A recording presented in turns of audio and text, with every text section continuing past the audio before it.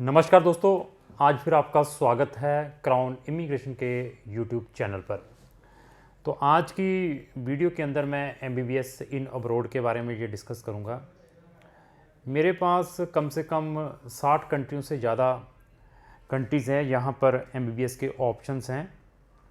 उन कंट्रीज़ के भी मैं नाम बताऊँगा इस वीडियो के अंदर, और साथ में मैं जो अभी इनका लास्ट ईयर का डाटा भी आपके साथ शेयर करूंगा। FMGE, जिसको हम फॉरेन मेडिकल ग्रेजुएट एग्ज़ाम कहते हैं, उन बच्चों के लिए ये कंडक्ट होता है यहाँ पर जो बच्चे फ़ॉरेन से अपनी MBBS करके इंडिया के अंदर आते हैं। उसका डाटा भी मैं आपके साथ पिछले साल का शेयर करूँगा, क्योंकि इसका जो एग्ज़ाम है NBE, national board of examination, twice in year लेती है।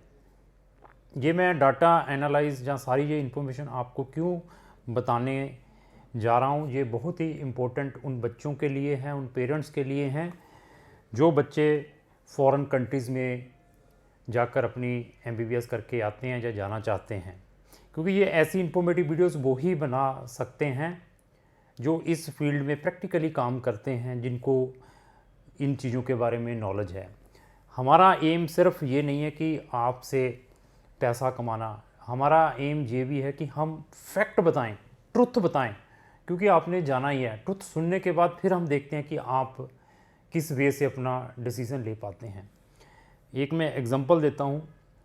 अगर आपने किसी कॉलेज में या किसी यूनिवर्सिटी में लेक्चरर लगना होता है या प्रोफेसर लगना होता है, तो आपको इसका UGC का एग्ज़ाम क्लियर करना पड़ता है, उनका भी नेट एग्ज़ाम क्लियर करना पड़ता है।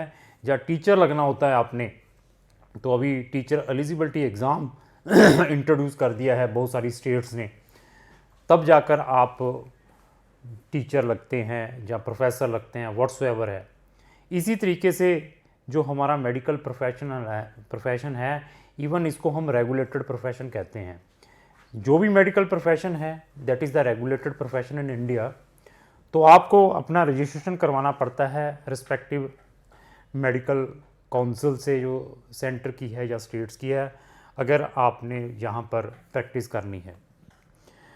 तो लोगों का एम यहाँ पर MBBS की मार्केटिंग वो लोग करते हैं जिन्होंने सिर्फ पैसा कमाना है। उनको आगे मालूम नहीं है कि आगे बच्चे को एडमिशन दिलवा दिया है, बच्चे का आगे क्या कैरियर है। अगर जो मैं डाटा आपके साथ शेयर कर जाएंगे, आप डर जाएंगे उस डाटा को देखकर कि क्या हम अपने बच्चे को फ़ॉरेन में भेजें। चलो, हम फ़ॉरेन में भेज भी देते हैं। जिस कंसल्टेंट के थ्रू आप अपने बच्चे को फ़ॉरेन में भेज रहे हैं, उससे भी ये चीज़ें पूछो आप। जब भी आप अपने बच्चे को फ़ॉरेन में भेजना होता है, आपको आइडिया चल जाएगा कि उस कंसल्टेंट को कितनी नॉलेज है इन चीज़ों के बारे में।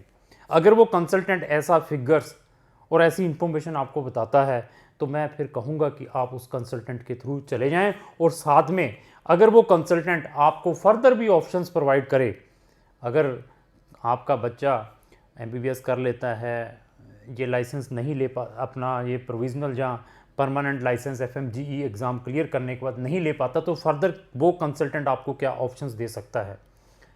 तो ऐसी चीज़ें अगर आपका कंसल्टेंट प्रोवाइड करता है, तो you can take the service of that consultant. और आपको फ़ॉरेन जाने से पहले अपने लेवल पर सर्च ज़रूर करनी है। गूगल के ऊपर सारा कुछ है, यूट्यूबों के ऊपर सारा कुछ है, नेट के ऊपर हर एक चीज़ की अवेलेबिलिटी है। और आने वाला टाइम उसी पर्सन का होगा, मैं फिर बता दूं, जिसको नॉलेज होगा। वो टाइम चला गया कि झूठ बोल के किसी को भेज दिया, उसको ये बनाकर बेवकूफ़ बनाकर भेज दिया। अभी आने वाला टाइम उसी पर्सन का, वही मेन प्लेयर होगा जिसके पास कुछ पोटेंशियल है, जिसको कुछ आता है। ये नहीं है कि अपना जी मैं स्पेशल चार्टर के थ्रू यूक्रेन ले जा रहा हूँ, या मैं अर्मीनिया ले जा रहा हूँ, या मैं जॉर्जिया ले जा रहा हूँ, मेरे इतने बच्चे जा रहे हैं। वो टाइम आने वाला नहीं है, आइदर किसी भी कंट्री का है। पहले हम डाटा शेयर करेंगे आपके साथ FMGE, जो साल में 2 बार होता है। पहले मैं दिसंबर की बात करूँगा। दिसंबर में जो इसका एग्ज़ाम हुआ था 2022 में, उसके अंदर आप ये लेकर चलिए 19,122 बच्चे अपेयर हुए थे, जिन बच्चों ने अपनी जो MBBS है अब्रॉड से की थी। आने के बाद टेस्ट क्लियर करना पड़ता है, 300 मैक्सिमम मार्क्स होते हैं, तो उसके अंदर आपको 150 लाने पड़ते हैं। तो 2-4 दिन पहले मैंने एक वीडियो डाली थी, मेरे पास ऐसे अभी भी 2-3 कैंडिडेट चल रहे हैं। अभी उसका जो रिसेंटली वीज़ा आया था उसने भी अपनी MBBS यूक्रेन से की थी, लेकिन इंडिया में 5 बार उसने FMG का एग्ज़ाम दिया था, लेकिन वो क्लियर नहीं कर पाया। कभी 140, कभी 145, कभी 120, इसी के चक्कर में रहा, लेकिन वो एग्ज़ाम क्लियर नहीं कर पाया। तो एग्ज़ाम क्लियर नहीं कर पाएंगे तो ये डिग्री ही आपके पास है, but you could not practice as a doctor in India. तो उसके बाद बच्चे के पास वो डिग्री को क्या करना है, उसके बाद क्या ऑप्शंस हैं। फिर उसने आके मुझे संपर्क किया, तो उसका अभी कनाडा का वीज़ा लगा एज ए स्टूडेंट। वहाँ जाकर डिग्री तो रिकॉग्नाइज है, तो वहाँ जाकर उसको लाइसेंस कैसे लेना है, क्या करना है, वो उसकी हेडेक है। लेकिन एक अच्छी कंट्री में तो चला गया, वहाँ पर लॉट ऑफ ऑप्शंस हैं, he will change the profession. तो यहाँ पर फिर अगर लाइसेंस ही नहीं है तो आपके पास, तो आपको तो किसी ने 10,000 किया, किसी ने जॉब देनी नहीं है। ठीक है जी। तो उसमें दिसंबर 2020 में 19,122 बच्चे अपेयर्ड हुए थे, उसके अंदर सिर्फ 3,722 बच्चों ने, 3,722 बच्चे ही क्वालिफाइड कर पाए हैं। सिर्फ 3,722 बच्चे 19,122 बच्चों में से, तो बाकी बेचारे बच्चे रह गए। अच्छा, फिर साल में 2 बार होता है, उन्होंने दोबारा अपेयर्ड हुए। कब? जून में। अभी जून में भी टेस्ट हुआ था इसका, जून में 2021 में। उसके अंदर 18,048 बच्चों ने इसका एग्ज़ाम दिया था, उसके अंदर 4,283 ही बच्चे पास हो पाए, सिर्फ इतना फिगर है। और फिर वही 1,400 बच्चे रह गए, मतलब 13,000 बच्चे रह गए। वो 13,000 बच्चे रह गए, अभी कितनी बारी अटैम्प्ट करते रहेंगे, कब जाकर वो अपना एग्ज़ाम क्लियर करेंगे। अभी ये ना हो कि आपने अपनी हार्ड अर्निंग भी ख़राब कर ली है, बच्चे ने अपने 6 साल भी ख़राब कर लिए है, उसके बाद वो बेचारा डॉक्टर तो नहीं बन पाया, वो डिग्री है उसके पास। तो उसके बाद भी बच्चे के पास ऑप्शन ज़रूर होने चाहिए, अगर वो प्रोफेशन चेंज करना है या किसी और फॉरेन कंट्री में जाना है।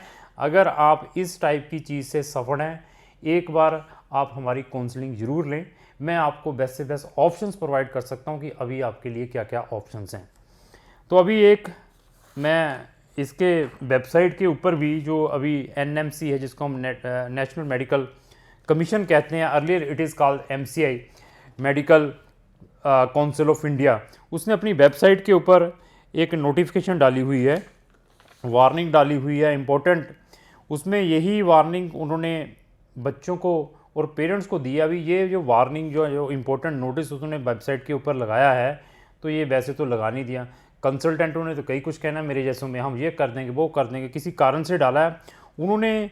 इसके अंदर उन्हीं बच्चों को वार्निंग दी है जो बच्चे फॉरेन यूनिवर्सिटीज़ से जाकर MBBS करके आते हैं या करना चाहते हैं, उनके लिए it is very very important. इसका लिंक भी मैंने अपने डिस्क्रिप्शन बॉक्स के अंदर लगा दिया है कि डिस्क्रिप्शन बॉक्स में वहाँ जाकर आप इसको प्रॉपरली पढ़ सकते हैं। इसके अंदर मैं 2-3 पैरे ही पढ़ूंगा, और साथ में जो मेरे पास 60 से ज़्यादा कंट्री है उसके बारे में पढ़ूंगा। अगर आपने कहीं से भी MBBS करनी है तो मैं आपकी हेल्प कर सकता हूं, लेकिन लाइसेंस आपको खुद ही लेना पड़ेगा, और बाकी कंसल्टेंटों से बढ़िया सर्विस प्रोवाइड कर सकता हूं, उनसे सस्ते में प्रोवाइड कर सकता हूं। इवन MBBS करने के बाद भी आपको ऑप्शंस प्रोवाइड कर सकता हूं कि आपके लिए फर्दर ऑप्शंस क्या हैं। इवन आपके पेरेंट्स ने उन कंट्रीज़ में जाकर कोई सेटलमेंट चाहते हैं तो उनको भी सेटलमेंट के ऑप्शंस प्रोवाइड कर सकता हूं। आपके पेरेंट्स ने वहाँ पर टूरिज़्म के लिए जाना, आपको मिलने के लिए जाना, उनके वीज़ाज़ में मैं हेल्प कर सकता हूं। तो ऐसी ऐसी सर्विसेज सिर्फ क्राउन इमिग्रेशन है, क्योंकि क्राउन इमिग्रेशन के पास मोर देन 100 कंट्रीज़ हैं जहाँ को क्राउन इमिग्रेशन डील करती है। देखिए इसके अंदर क्या लिखा है important, it may be noted that erstwhile Medical Council of India had provided a list of foreign medical institution university for MBBS based upon the information received from Indian Embassy High Commission of India concerned. However, it is to state that the 2018 notification to the screening test regulation clearly states that all Indian citizens who have obtained a primary medical qualification from any medical institution outside India have to qualify prescribed screening test for the purpose of obtaining a registration in India, in addition to fulfill other eligibility criteria stated in the regulations. अभी इसके अंदर भी उन्होंने clear किया है कहता है जो MCI थी उसने अपनी वेबसाइट के ऊपर फॉरेन मेडिकल जो यूनिवर्सिटीज़ है उनकी लिस्ट लगाई हुई थी। वो लिस्ट कहाँ से ली थी? जितनी भी हमारी इंडियन एम्बेसी है फॉरेन कंट्रीज से, वहाँ से उन्होंने मंगवाकर अपनी वेबसाइट के ऊपर मेंशन की थी कि these are the recognise medical universities हैं, यहाँ पर बच्चे अपने मेडिकल कर सकते हैं। लेकिन इसके अंदर उन्होंने ये क्लियर कर दिया है NMC ने कि आप अपनी जो मेडिकल डिग्री किसी भी फॉरेन कंट्री से लेते हैं तो आपको लाइसेंस लेने के लिए जो एलिजिबिलिटी टेस्ट है वो क्लियर करना पड़ेगा, जिसको हम FMGE कहते हैं। आने वाले टाइम में इसको नेक्स्ट एग्ज़ाम भी कहेंगे। जो नेक्स्ट एग्ज़ाम है वो डोमेस्टिक स्टूडेंट्स के लिए भी एप्लीकेबल रहेगा आने वाले टाइम्स में, और जो इंटरनेशनल स्टूडेंट्स हैं जो फ़ॉरेन से मेडिकल करके आते हैं उनके लिए भी एप्लीकेबल रहेगा। इसके अलावा जिस भी इंडियन सिटीजन ने फ़ॉरेन कंट्री से अपनी MBBS करनी है तो उसको अनदर जो एलिजिबिलिटी क्राइटेरिया उसको भी फुलफ़िल करना है। वो क्या है? आपके परसेंटेज बहुत इंपॉर्टेंट है। ये ना हो कि आपने 40% लिए हुए हैं, जनरल के स्टूडेंट हैं, फ़ॉरेन से MBBS करके आ जाते हैं, यहाँ आकर कहेंगे मैंने ये FMGE एग्ज़ाम देना है, तो आप उसके लिए एलिजिबल ही नहीं है। क्योंकि इसके अंदर उन्होंने लिखा है कि अगर आप OBC, SC, ST या जनरल स्टूडेंट है तो आपके मिनिमम पासिंग परसेंटेज 12th में इतने होने चाहिए, वो भी है। साथ में इसके अंदर ये भी लिखा है कि आपने इंडिया के अंदर जो टेस्ट होता है नीट का टेस्ट, वो भी क्वालिफाइड होने चाहिए। उसकी कट ऑफ रहती है जनरल कैटेगरी के लिए मिनिमम जितनी भी है, OBC के लिए कितनियाँ, वो आपके पास क्वालिफाइड ज़रूर होना चाहिए, जो जितने भी उसके मिनिमम मार्क्स है। तो इसके अंदर और भी चीज़ एक क्लियर की है, मैं वो ज़रूर पढ़ के बताऊँगा आपको। अगर आपकी MBBS इन कुछ कंट्रीज से है तो आपको उसकी कोई रिक्वायरमेंट नहीं है। तो और जो नीट का टेस्ट है उसके भी मैं इसके अंदर मैं पढ़ के बताता हूँ। नीट का टेस्ट का उसने उन्हें क्लियर किया, further more the result of NEET shall be valid for a period of 3 years from the date of declaration of result entitling a candidate to pursue MBBS or equivalent medical course including pre-medical language course if any followed by MBBS or equivalent medical course। तो आपका जो NEET का test है वो 3 साल तक valid है। जब आप दे देते हैं, देने के बाद वो 3 साल तक वैलिड है। आप किसी भी फॉरेन की मेडिकल यूनिवर्सिटी में एडमिशन ले सकते हैं अगर आपने वो टेस्ट दिया होगा। अगर इंडिया में आके प्रैक्टिस करनी है, दैट इज़ इम्पोर्टेंट। और इसके अलावा जो इम्पोर्टेंट है सुन लीजिए, क्योंकि बच्चे ऐसा पूछते रहते हैं। Provided further, this is very important, अगर आपकी MBBS in countries, provided further that a person seeking provisional और permanent registration shall not to qualify the screening test. देख लीजिए, प्रोविजनल और परमानेंट की रिक्वायरमेंट नहीं है। किनके लिए स्क्रीनिंग? इफ़ उनके लिए requirement if she hold N under graduate medical qualification from Australia, Canada, New Zealand, UK, US and in country से अगर आपने किया तो तब आपको ये लाइसेंस अपना लेने की जरूरत नहीं है, registration. And holder thereof also been awarded a post graduate medical qualification in this country has been recognised for enrolment as a medical practitioner in India. इसके अलावा आपने MBBS जहाँ की है या यहाँ से PG की हुई है इन कंट्री से, तो आपको इंडिया में आकर लाइसेंस लेने की ज़रूरत नहीं है। यू कैन यहाँ पर एज ए डॉक्टर प्रैक्टिस कर सकते हैं। ये इसकी मैंने नोटिफिकेशन पूरी लगी। इसके अंदर और भी बहुत सारी चीज़ें हैं क्योंकि वीडियो हमारी लंबी हो जाती है। अभी हम अपनी कंट्रीज़ के ऊपर आते हैं और साथ में यूनिवर्सिटीज़। सबसे पहले मैं बता दूँ अर्जेंटीना। हमारे इंडियन स्टूडेंट अर्जेंटीना में भी MBBS करने के लिए जाते हैं। वहाँ पर भी एक यूनिवर्सिटी है। अर्मीनिया बताया है। मैं इन कंट्रीज़ में बेस्ट कंट्रीज़ बता सकता हूँ कि जहाँ पर आप जाकर अर्मीनिया बताया। We are not recommending 6 universities वहाँ पर भी है। यहाँ पर हमारे इंडियन स्टूडेंट, ऑस्ट्रेलिया में 4 यूनिवर्सिटी है। ऑस्ट्रेलिया में करिए, ऑस्ट्रिया में करिए। Azerbaijan 2 university we are not recommending. अगर जाना है तो मैं भी भेज दूँगा। बहरीन में भी जो मिडल ईस्ट कंट्री है वहाँ पर भी एक यूनिवर्सिटी है। बांग्लादेश में भी हमारे बहुत सारे स्टूडेंट जाते हैं। 20 यूनिवर्सिटीज़ वहाँ पर भी है, कॉलेज यूनिवर्सिटीज़ वहाँ पर भी, यहाँ पर हम MBBS करते हैं। तो वहाँ का भी पासिंग परसेंटेज अच्छा है। बांग्लादेश का स्टूडेंट जाते हैं, उनकी स्टडी और लैंग्वेज की प्रॉब्लम नहीं है, खाने पीने की नहीं है, कल्चर की नहीं है, तो लोग उस कंट्री को भी प्रेफर करते हैं। बट मैं फिर भी ये नहीं रिकमेंड करता। बेलारूस में भी 4 यूनिवर्सिटी है। बलीज़ में इतनी दूर MBBS मैं तो बिल्कुल रिकमेंड नहीं करता। बलीज़, बोस्निया, ये भी है बाल्कन स्टेट। बोस्निया, वहाँ पर भी MBBS के लिए जाते हैं बच्चे। बुल्गारिया यूरोपियन कंट्री रिकमेंडेड है। बाकी जितनी भी कंट्रीज़ बताई हैं, जो छोटी अजरबैजान, अर्मीनिया, व्हाट्सएवर है, तो इवन बांग्लादेश से भी बढ़िया है बुल्गारिया। 7 यूरोपियन, कनाडा, तो मैं तो मोस्ट वेलकम कहूँगा, यहाँ तो जाइए अगर आपका बजट है।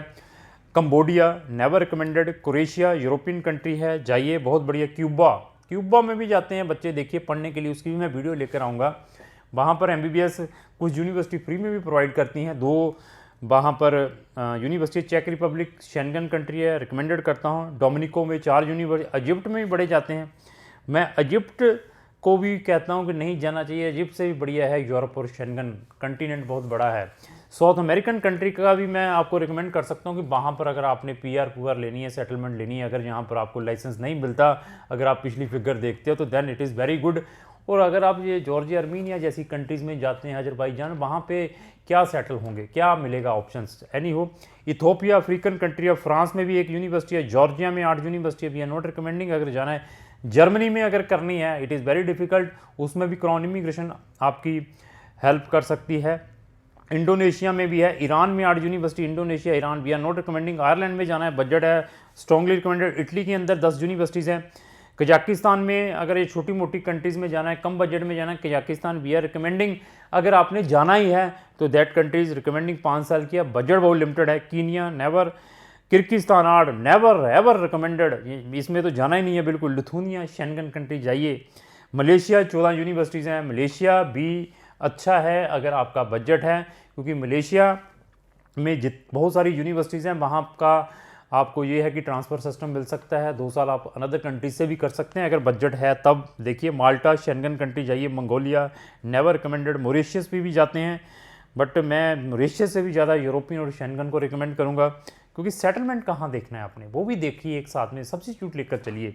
नेपाल 7, जहाँ पर भी। न्यूजीलैंड में जाइए, बहुत अच्छा ऑप्शन है हमारे पास।